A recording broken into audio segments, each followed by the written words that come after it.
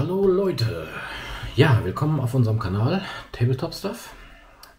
Ich möchte euch heute mal zu einer neuen Reihe einladen und mitnehmen, die ich ja schon öfters angekündigt habe. Ich möchte ganz gerne meine britischen Truppen ein wenig erweitern mit einer Dschungelarmee. Das heißt, ich würde da ganz gerne als Kern eine australische Armee aufbauen und diese mit ein paar Gurkhas und Chindits in irgendeiner Weise erweitern. Ja, und da würde ich euch ganz gerne begleitend auf die komplette Reise einladen, die ich da vorhabe. Sprich von der Auswahl der Einheiten bis hin zur Fertigstellung der kompletten Armee. Was ich dort vorhabe, ist eine Kern-Bolt-Action-Armee zu bauen, aus den gerade schon genannten Truppengattungen, und würde dann gerne da mich ein bisschen erweitern auf eine Tank Wars Truppe, sprich ich würde es so bauen, dass man eine Bolt-Action-Armee stellen kann und die auch ohne Probleme umbauen kann in eine entsprechende Tank Wars Liste. Das Ganze wird im Dschungel ab 1943 stattfinden, sprich die 8. Armee wird zum Großteil gar nicht berücksichtigt bei den Australiern, da das ja auch wieder ein Unterschied bei den entsprechenden Uniformen ist. Und ja, da würde ich jetzt gleich mal zeigen, was ich so an Miniaturen da habe, und daraus will ich dann nach und nach die Truppe entwickeln und werde euch da mitnehmen auf die Reise. Ja, dann würde ich sagen, sehen wir uns gleich. Als erstes habe ich hier ein Matilda 2 Tanktrupp, da die Australier ja sehr festgenagelt sind, was sie an Panzern in ihren Dschungelkämpfen dabei hatten. Da werde ich einmal den Matilda entsprechend in mehrfacher Weise aufbauen. Ich habe im Ganzen 4 Stück. Ich habe hier diesen Tank Troop und auch nochmal einen einzelnen. Das sind alles die Plastik-Kits schon, nicht dieser alte Resinklopper. Und ja, die werde ich natürlich mit verschiedenen Bewaffnungen bauen. Ich bin immer ein Freund von der Haubitze und habe die eigentlich ganz gerne dabei. Mal schauen, ob ich das nicht vielleicht auch irgendwie magnetisieren kann, dass man entsprechend von links nach rechts wechseln kann. Ja, das wird auch Bestandteil sein, dass ich die Teile dann baue und entsprechend hier für euch auch bemale, damit wir da auch schon mal sehen, wie man das alles machen muss. Ja, ansonsten habe ich hier noch einige verschiedene Kits von Warlord, mit denen ich schon ein bisschen angefangen habe auch zu bauen, zum Testen. Sprich, wir haben hier die Commonwealths und die 8. Armee entsprechend mit den kurzen Hosen, die ich allerdings nicht für die Hosen benötige, sondern die benötige ich im Grunde genommen für das ganze Zubehör, sprich für die Waffen und Co. Und habe dann erweiternd dazu Bausätze einmal von den Kommandos als auch von den neuen Briten. Die passen nämlich sehr gut zueinander. Ja, wie nennt man es heute? Damit kann man Kit bashen. Früher hätte man einfach gesagt, ich baue meine Miniaturen um. Ja, das werde ich euch auch ein bisschen zeigen, was man da so draus machen kann. Man muss natürlich ein bisschen aufpassen, dass man gerade den Australiern nicht die Stanguns in die Hand drückt von den normalen Britentruppen, weil die waren da, glaube ich, gar nicht verbreitet. Die haben eher die Tommy Gun, beziehungsweise glaube ich auch so eine eigene Waffe gehabt. Die Lewis Gun, meine ich, wäre das. Und dementsprechend, ja, werden wir da auf alle Fälle die Bausätze uns auch ein bisschen näher noch betrachten, wenn ich da entsprechend etwas baue. Ja, ansonsten habe ich hier noch eine Kiste voll mit vielen Figürchen. Ganz viele, ja, Zinnfiguren von Warlord über diverse andere Hersteller. Die australischen Truppen sind halt zum Großteil die Plastikfiguren. Die Zinnfiguren, jetzt war ich beim falschen Film, genau. Und hier ist zum Beispiel auch schon mal eine der Testfiguren, die ich aus den Warlord-Bausätzen gemacht habe. Zur ganzen Geschichte habe ich mir auch noch ein Buch von Osprey geleistet, wo die ganze australische Armee so ein bisschen beschrieben wird. Das habe ich jetzt leider nur als PDF. Ich werde dann hier mal versuchen, das Cover davon entsprechend einzublenden. Und ja, würde dann jetzt gleich mal ein bisschen genauer auf die Zinnfiguren eingehen, würde die gleich jetzt mal aus der Schachtel rausholen und euch dann mal so einen groben Überblick zeigen, was ich da an Figuren habe. So, den Anfang machen hier 27 Kerneinheiten. Das sind ganz normale Infanteristen mit Gewehren. Sind zum Großteil alles, wie gesagt, schon die originalen Warlord-Figuren. Die finde ich im Moment so, dass was man an Figuren findet, eigentlich auch sehr schön. Sind ziemlich gut gegossen. Da habe ich im Grunde genommen von jedem Paket einmal, die Miliz ist das, glaube ich, dann sind das die ganz normalen Dschungeltruppen. Ein paar Fremdfiguren sind noch dabei, da weiß ich aber den Hersteller gar nicht mehr. Da waren auch irgendwelche WW2-Figuren, die sind so ein kleines bisschen, vom Scale ein bisschen kleiner. Das könnte auch sein, dass die irgendwo aus einer anderen Richtung kommen. Dementsprechend, ich finde die relativ gut, bunt gemischt. Ein paar mit Helm, viele halt mit diesen entsprechenden Hüten, die die Australier hatten. Und da werde ich so mehr oder weniger halt die Kerne bilden. Die Miliztruppen haben natürlich noch entsprechend hier die alten kurzen Hosen. Die werde ich aber mit einbauen. Ich finde, das lockert so ein bisschen auf, wenn so ein paar Kurzhosenfiguren dazwischen sind. Und da werden wir auf alle Fälle erstmal mit diesen Figuren starten. So, dann mache ich hier weiter mit dem nächsten Step. Im Grunde genommen die Männchen mit den MPs. Die meisten davon haben eine spezielle MP, die nur die Australier, glaube ich, hatten. Da bin ich mir gerade mit dem Namen nicht genau sicher. Ich meine, es war eine Lewis Gun vom Namen her. Dann habe ich hier auch einen selbstgebauten aus den entsprechenden Bausätzen von Warlord.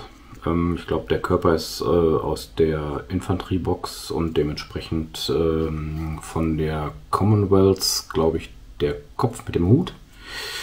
Und dort auch eine MP. Da habe ich dann eine Thompson gewählt, weil, wie gesagt, die Stain Gun meines Erachtens in dem Theater gar nichts zu suchen hat, im Pazifiktheater. Ja, dann habt ihr vorhin schon gesehen, dann habe ich hier 4 MP-Männchen. Hier auch einen selbstgebauten. Das funktioniert eigentlich ganz gut mit den Bausätzen.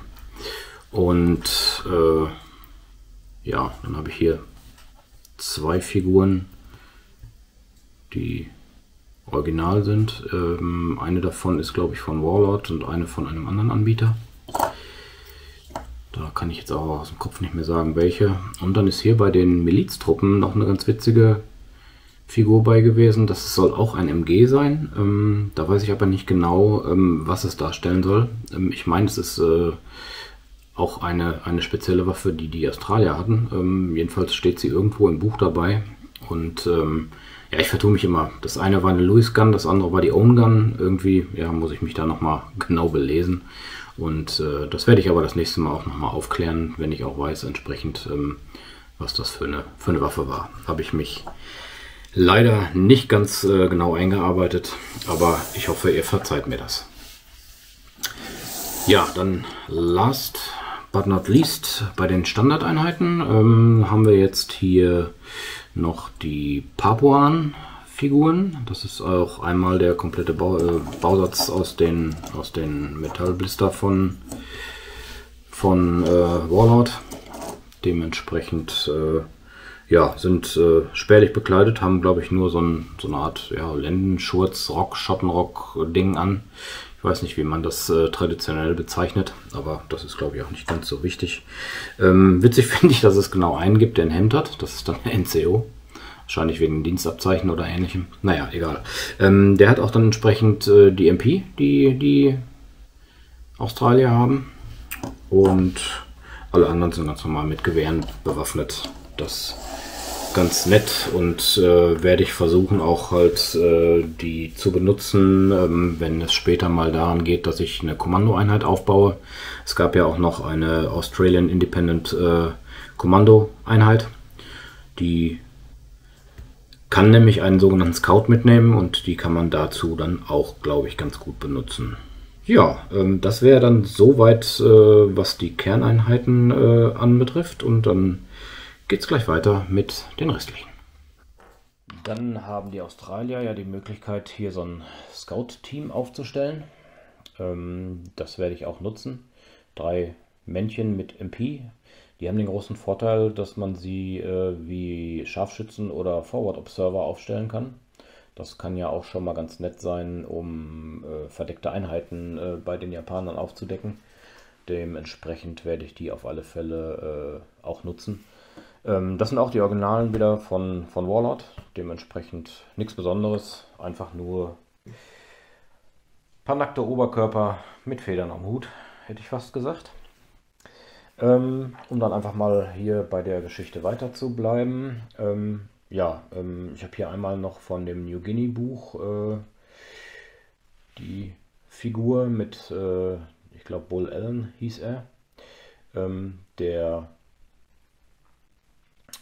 wird bei mir auf alle Fälle als Medic herhalten. Da ist ja hier der zweite Medic, den ich hier noch habe. Die werden entsprechend hier entweder als Team laufen oder wenn wir vielleicht auch mal Battles haben, Schlachten, die auch mal einzeln aufteilen in die Platoons. Das weiß ich noch nicht, falls man mal mehrere Platoons braucht. Medic dabei haben, habe ich gemerkt, ist meistens gar nicht mal so schlecht. In den Spielen, wo ich sie eingesetzt habe, haben sie meistens immer ihre Punkte wieder reingeholt. Deswegen, ja, manchmal gar nicht so schlecht, die aufzustellen. So teuer sind sie nicht. Dann gibt es ja auch die Möglichkeit, in den australischen Listen einen Engineer-Trupp aufzustellen. Da habe ich noch von den Briten noch die Ingenieure. Die werde ich dann entsprechend der Muster der Australier auch entsprechend bemalen. Halt ein bisschen grüntoniger. Ja, da wird sich bestimmt was geben und dann kann ich entsprechend eine Einheit schon mal als Ingenieure hinstellen und dann sieht man auch, wer der Ingenieur ist. Jo, dann habe ich hier noch eine nicht zusammengebaute Haubitze. Hier so eine 25 Pounder in Short, das heißt, die hat kein Schild. Zum Großteil im Dschungel sind die Waffen mussten mobil gehalten werden und um das Gewicht zu verringern, haben die so ein bisschen modifiziert. Das wird so meine Artillerie sein, die ich hauptsächlich einsetze, da ich die Mannschaft eigentlich relativ mobil halten möchte, werde ich das auch so tun. Bauen werde ich die auf alle Fälle wie üblich, die Waffe einzeln und werde dann die Miniaturen einzeln dazu basen. Das hat sich für mich immer als sehr gut herausgestellt, da ich die meistens dann besser transportiert bekomme. Die großen Bases transportiere ich nicht so gerne. Dann kommt der Flammenwerfer. Da konnte ich auch leider nicht den 0815 Standard der Briten benutzen, weil die Australier nämlich einen anderen Flammenwerfer gehabt haben. Dementsprechend musste man hier auf den amerikanischen Flamer zurückgreifen.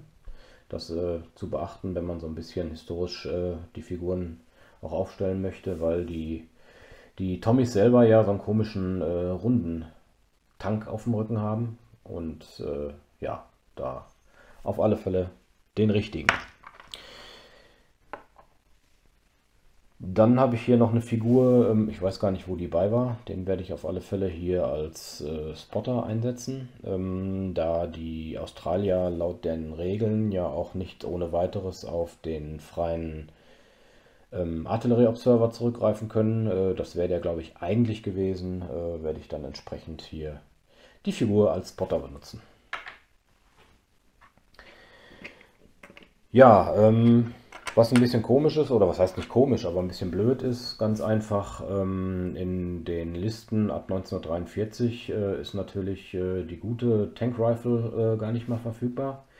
Gut, hat auch damit zu tun, dass ja die Panzerungen immer dicker wurden, aber ja, leider, ja, ich find die Waffe gar nicht so schlecht. Für die Punkte, die man da zahlt, bekommt man eigentlich eine recht durchschlagkräftige Waffe. Hat ein bisschen was vom Sniper, wenn man die gut platziert, haben eine gute Reichweite und ja, man kann auch schon mal Soft-Fahrzeuge relativ einfach aus dem Spiel nehmen. Ich sag nur Kurogane. Der, ja, wie gesagt, also das Team leider in den Listen nicht mehr, aber mal schauen, ob man in irgendeiner Weise da nicht auf eine Hausregel dann zurückgreift, dass man diese Waffen auch einsetzen kann. Deswegen fertig machen werde ich den auf alle Fälle. Es kostet ja nichts.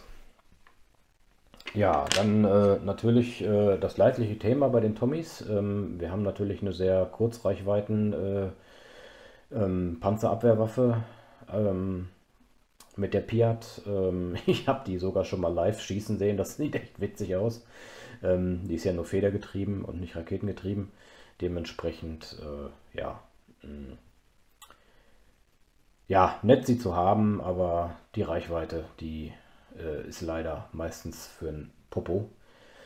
Vielleicht muss ich da mal überlegen, ob ich irgendwie den Trupp nehme und den irgendwie in einen Brenncarrier setze, wobei ich eigentlich sowas gar nicht einsetzen wollte. Ich wollte ja die ganze Truppe, wenn sie nicht gerade für Tank Wars da ist, wollte ich die ja eigentlich wirklich fußbasiert bauen.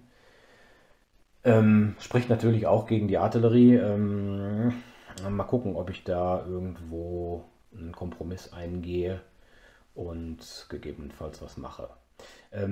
Natürlich der Gegenzug, wenn ich diese Truppe auch für Tank Wars benutzen möchte, werde ich auf alle Fälle die komplette Truppe auch mobil machen. Sprich, ich werde für alle Transporte benutzen. Ob ich das jetzt mit LKWs oder mit LVT4s mache, die ja auch sehr viel bei den Australiern eingesetzt worden sind, das steht noch ein bisschen in den Sternen. Ich habe noch 3 von den Buffalos hier tatsächlich. Die waren eigentlich für die Marines gedacht, aber da ich die ja schon wassertechnisch in Landungsboote verpackt habe, könnte es sein, dass ich die nicht mehr für die Marines fertig mache, sondern wirklich hier für die Australier. Aber da hadere ich gerade noch ein bisschen. Vorteil wäre, 3 Stück davon wären natürlich je 24 Miniaturen, die ich mitnehmen könnte pro Buffalo. Da würde natürlich meine ganze Truppe direkt mobil sein. Ja, aber wie gesagt,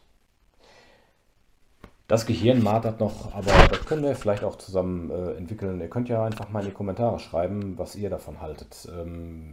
Es gibt ja auch die Möglichkeit, entsprechend britische Fahrzeuge zu nehmen. Ich könnte zur Not sogar irgendwelche amerikanischen LKWs zurückgreifen. Da habe ich nämlich auch gelesen, dass die zum Teil bei den Australiern benutzt wurden im Dschungel.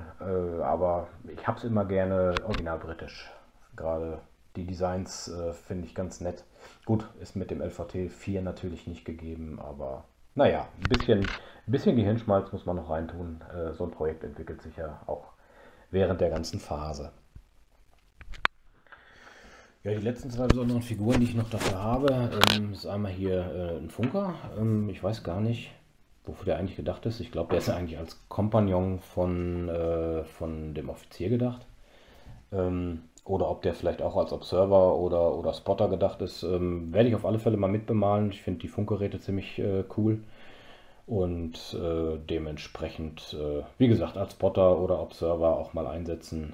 Ich habe ja die Möglichkeit auch entsprechend Observer in der Liste beizubuchen, auch wenn man den freien nicht hat. Vorteilstechnisch ist das halt anders. Ja, und die allerletzte Figur, die ich hier noch habe, das ist hier der gute alte leichte Mörser. Wie gesagt, ich wollte die Truppe sehr mobil machen, deswegen habe ich hier auf den leichten Mörser noch gesetzt. Der mittlere Mörser, den habe ich mir jetzt noch gar nicht zugelegt. Genauso wie das MG, das habe ich auch noch nicht. Dementsprechend, ja, Dschungel ist für mich mobil. Da bin ich in den Waffenteams im Moment noch leicht beschränkt, aber da wird sich vielleicht ja hier und da auch noch was ergeben. Ja, die Verfügbarkeit ist halt mittlerweile nicht mehr so gegeben, wie das früher mal war. Ja, leider auch preistechnisch ganz schön angezogen in letzter Zeit. Ja, dann werden wir hier mal im Abschluss ganz einfach sagen, wir werden weitermachen mit unserem Pazifikkrieg, werden uns vielleicht auch Richtung Burma ein bisschen bewegen. So genau haben wir die weiteren Schlachtfelder noch gar nicht abgesteckt. Aber es geht halt dann auf alle Fälle weiter mit den Japanern gegen entsprechend die Briten. Ja, wie wird es weitergehen? Ja, auf alle Fälle werde ich die Bemalung zum Teil halt aus diesem Buch mir versuchen anzueignen. Werde ein Farbschema entsprechend entwickeln und ja, auch mal eine Testmini anmalen. Dann denke ich, werde ich ganz einfach auch mal zeigen, wie man so eine Mini vorbereitet für die Anfänger unter uns, die das einfach mal interessiert.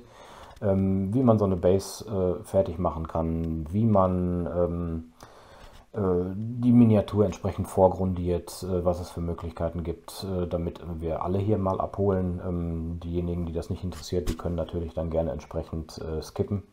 Wir werden dann entsprechend dann Zeitmarken einbauen.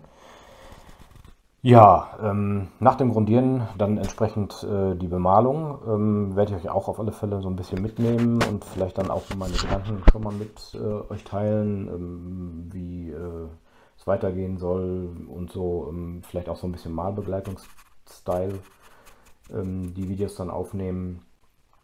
Ja, entsprechend wird der nächste Schritt sein, dass ich mir genaue Gedanken mache im nächsten Video, wie ich denn nach der Theaterliste, die wir dort zur Verfügung haben, die Armee genau aufbaue. Sprich, wie ich mir die Einheiten vorstelle, wie ich mir die Waffenteams vorstelle,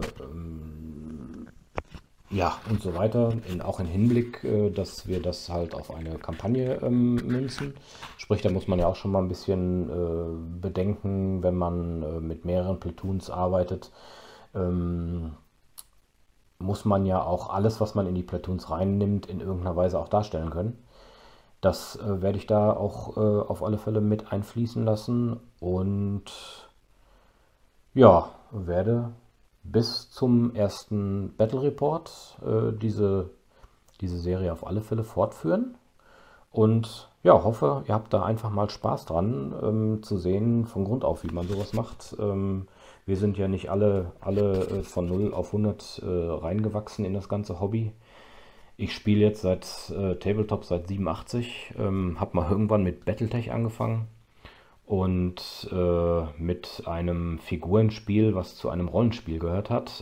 Das war ein Tabletop oder ein Abklatsch eines Tabletops, was im Grunde genommen das Kampfsystem für das Rollenspiel Hahnmaster damals darstellen sollte. Das sind so die ersten 2 Berührungen, die ich im Tabletop hatte. Und naja, hat sich weit entwickelt.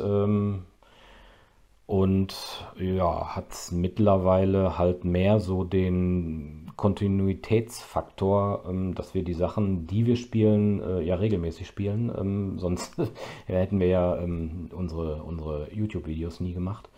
Und ja, bleiben halt sehr stark bei einer Sache. Man kann sich aber auch da sehr tief mit beschäftigen, gerade bei Systemen, wo so viele ja, Zusatzbücher rauskommen und immer wieder neue Facetten da sind.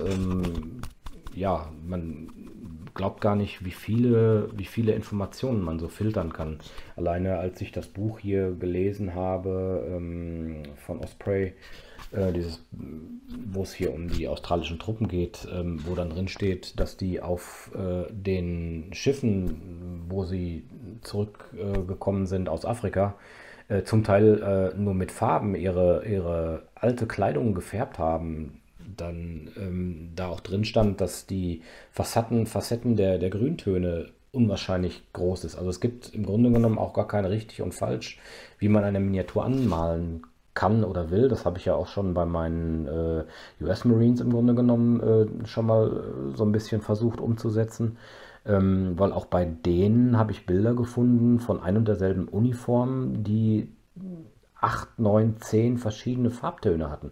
Also ja, falsch machen kann man sehr wenig. Man muss sich nur ein bisschen dran geben, man muss recherchieren und muss man noch nicht mal. Man muss einfach nur mit Herzblut die ganze Sache angehen. Und ja, das ist mein Anliegen, das mal ein bisschen rüberzubringen. Und ja, hoffe, ihr habt Spaß dabei. Und würde sagen, wir sehen uns beim nächsten Video, wo ich versuche, eine Armeeliste für Bolt Action zu erstellen aus der Theaterliste, die mir zur Verfügung steht. Und ja, wünsche euch ansonsten eine schöne Zeit und wir sehen uns beim nächsten Mal.